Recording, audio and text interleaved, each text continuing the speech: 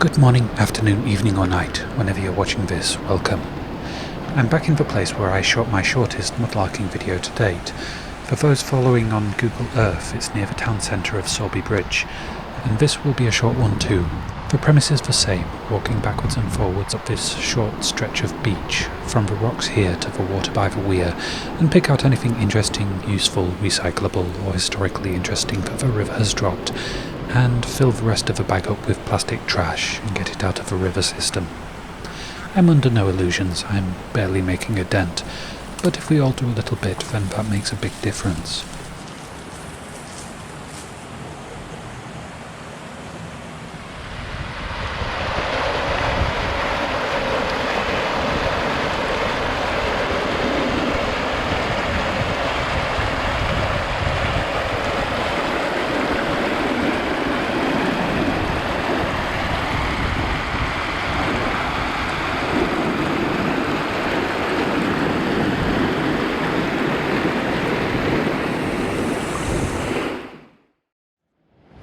I suspect the bag I've brought today is going to be much too small. Just wandering down to my start point, I saw more trash than I could possibly carry out of here. This looked like polystyrene, but bone is okay in the river. There was, until recently, a nice guy called Pete who ran a business just near the arches that lead beneath the rail line onto this beach, and he did a bit of litter picking down here almost every day. But the pandemic seems to have shut his business down, and his absence is showing.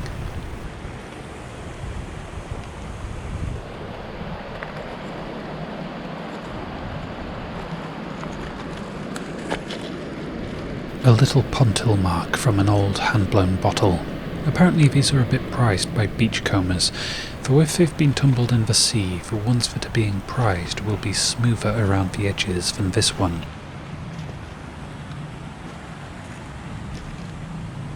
Well, there's probably going to be a lot of this, and it isn't the most photogenic activity, so I'll cut most of the litter picking out during editing.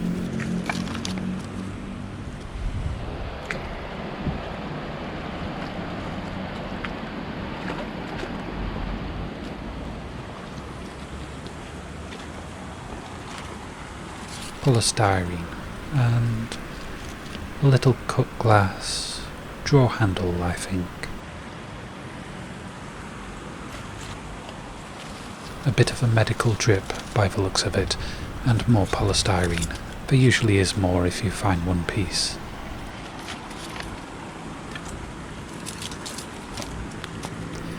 Partially plastic and vintage aqua-coloured glass from a medicine bottle, and it says spoons.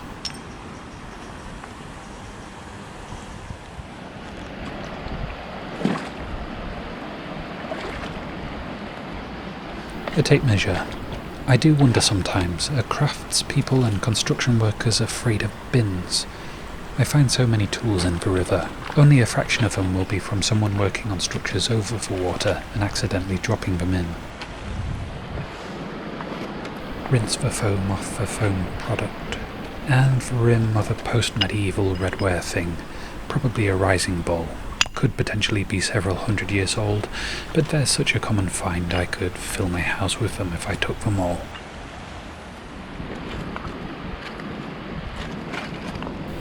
Partial piece of a ceramic bottle stopper, a bit too broken for me, and some ridged pottery from, most likely, a marmalade or jam jar.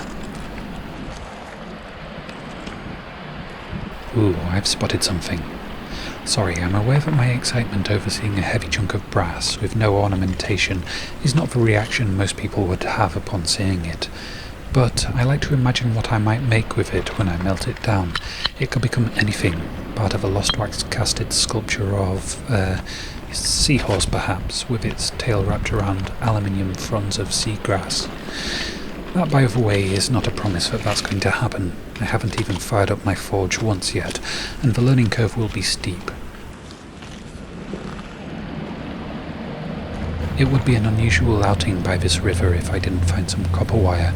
It hasn't always held a lot of scrap value, and I find copper wire dating from before 1948, commonly shielded with lead. Copper was a cheap commodity then, and hardly ever recycled.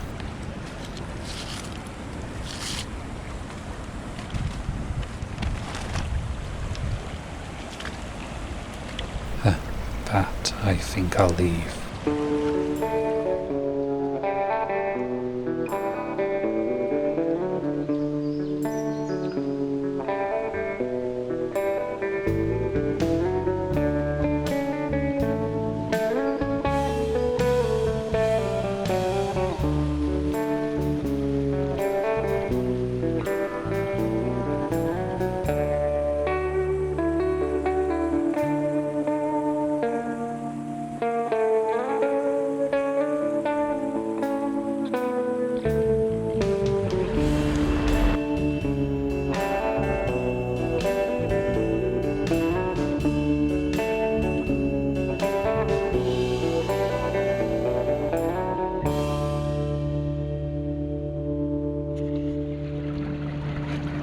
Leather with brass rivets attaching wooden strips with steel spikes.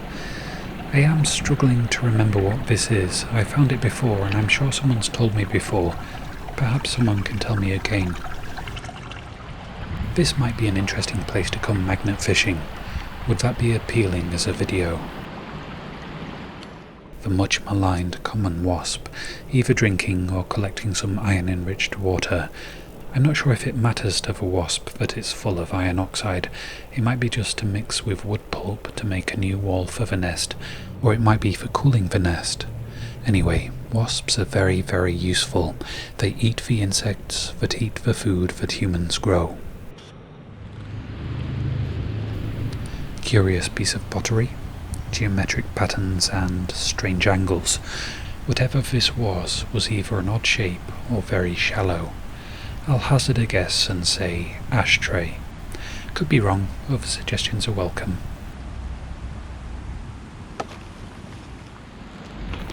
Only glass bottle so far, plenty of plastic ones, and this one probably isn't all that old, a screw top, common shape, pill bottle most likely.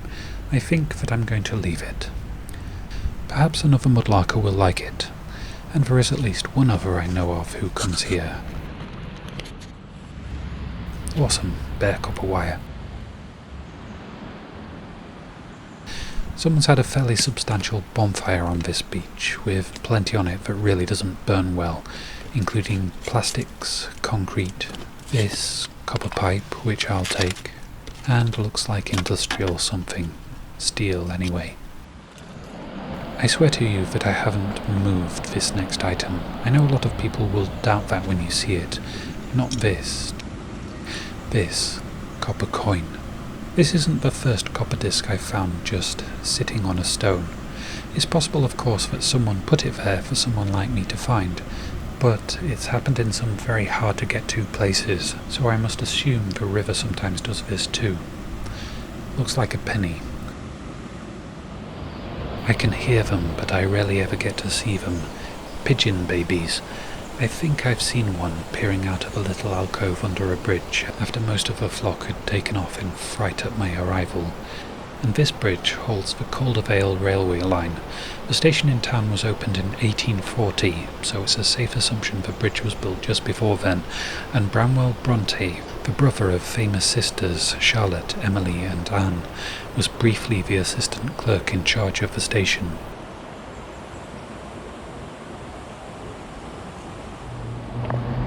All these little splashes of water on the stones are from me. I was going for something in deepish water and lost my footing.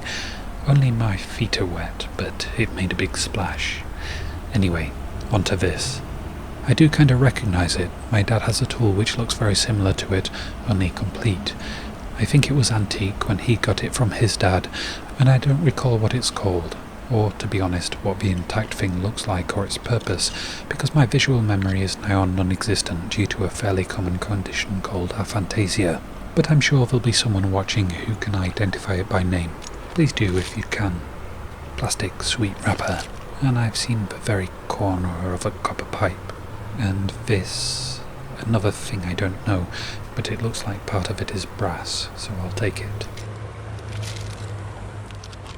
This might be the most mysterious of finds today, not because of what it is, but how it could possibly have survived. A simple grey mug. If it fell from someone's hand drinking from it on the beach, it should have smashed on the rocks. If it was brought to the beach by the river, rocks again would break it, and the bottom of it looks like it, or at least part of it, was touched by the bonfire, which should have cracked it unless it was heated very evenly, which isn't at all likely.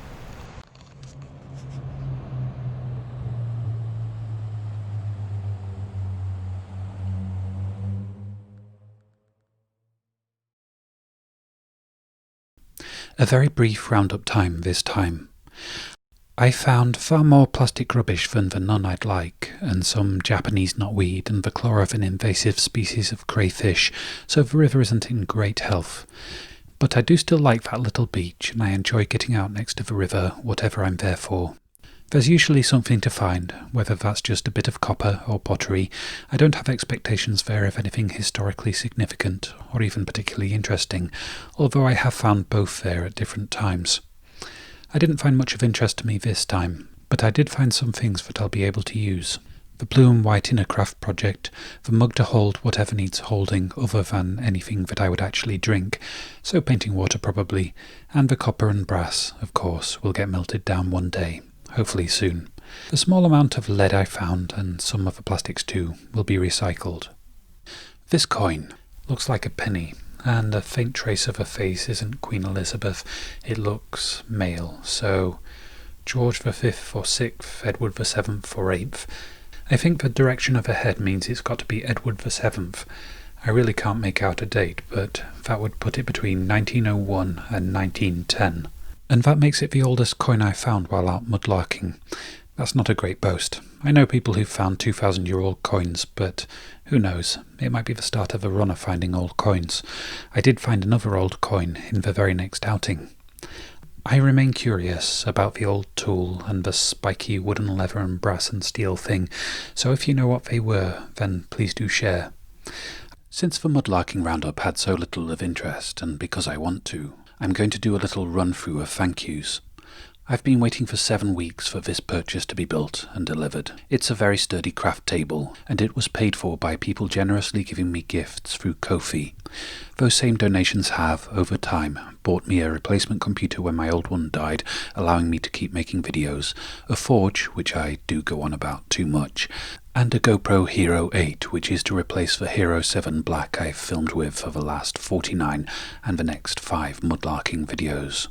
It's gotten a bit glitchy over time and struggles with low light and panning shots. All of this means a huge amount to me. I want to make making YouTube videos into my full-time job, and I'm still a long way away from a livable wage doing so, but these gifts have kept things going, so to everyone who has kindly donated through Ko-fi, thank you, thank you, thank you. Now, YouTubing mudlarkers having public Amazon wish lists isn't a very old thing. I saw somebody mention their wish list in an acrylic pour painting video and thought, why not mudlarking things too? The ingredients for the videos I'd like to make are many, spreading beyond mudlarking into craft and audiobook territory.